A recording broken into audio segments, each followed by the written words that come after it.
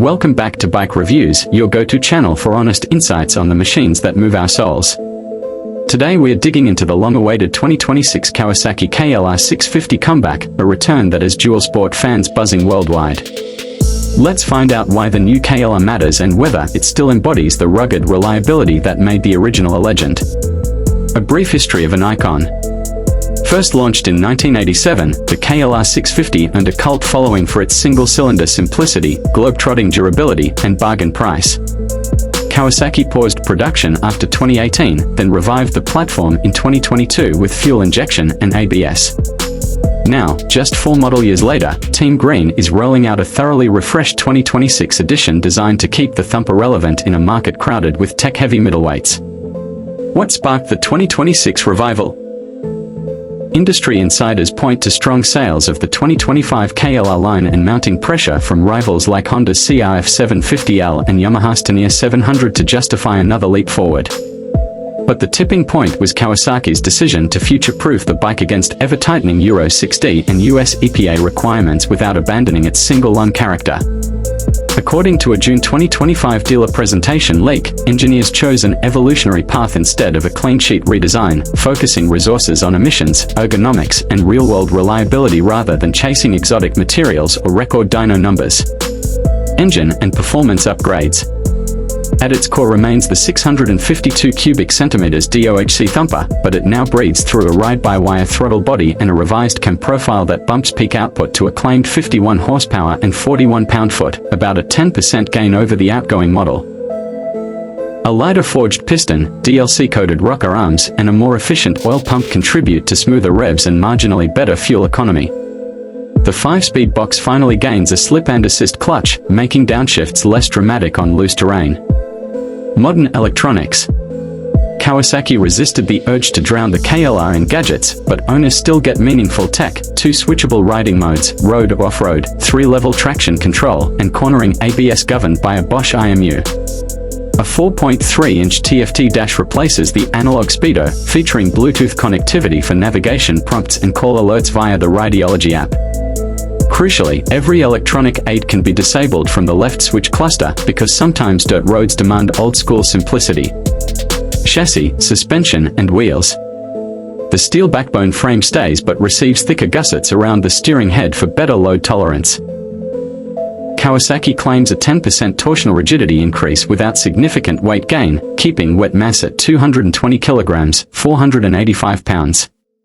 Up front, a 43mm Showa SFFBP fork offers 210mm of travel and tool-free compression adjusters. The Unitrack rear shock gets a remote preload knob for effortless 2-up tuning. The classic 21-17-inch spoked wheel set remains, wrapped in rugged Dunlop D908 Rally Raid tires for better bite in sand and gravel while remaining DOT legal. Range and practicality.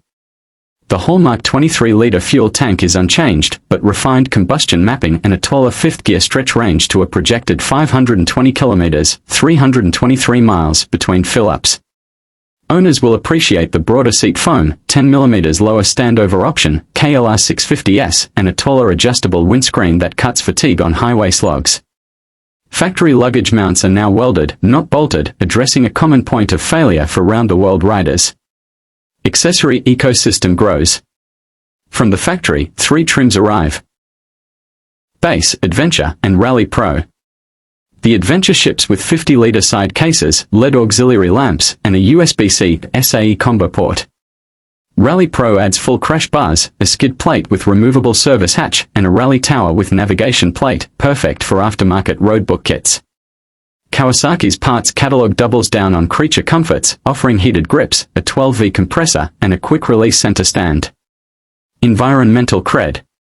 Meeting Euro 6D pushed Kawasaki to integrate a dual-catalyst exhaust and secondary air system, reducing emissions by 38% versus the 2025 bike. Yet the company openly acknowledges the single's limitations in a carbon-constrained world. In February, engineers teased a prototype hybrid KLR mule running a compact 48V assist motor in place of the starter, hinting that 2026 may be the line's last pure ICE hurrah before a parallel hybrid successor arrives.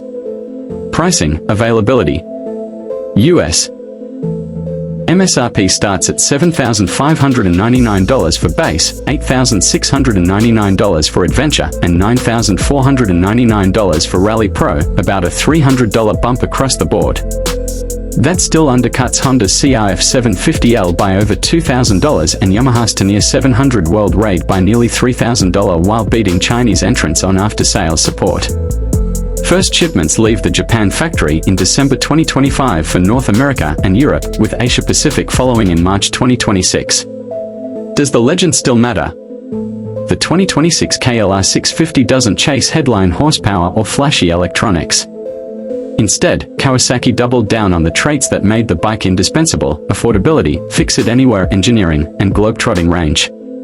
Add a sprinkle of modern safety tech and a smidge more pep, and the KLR once again stakes its claim as the everyman's adventure mule, ready to haul you, your gear, and a good story to the ends of the earth.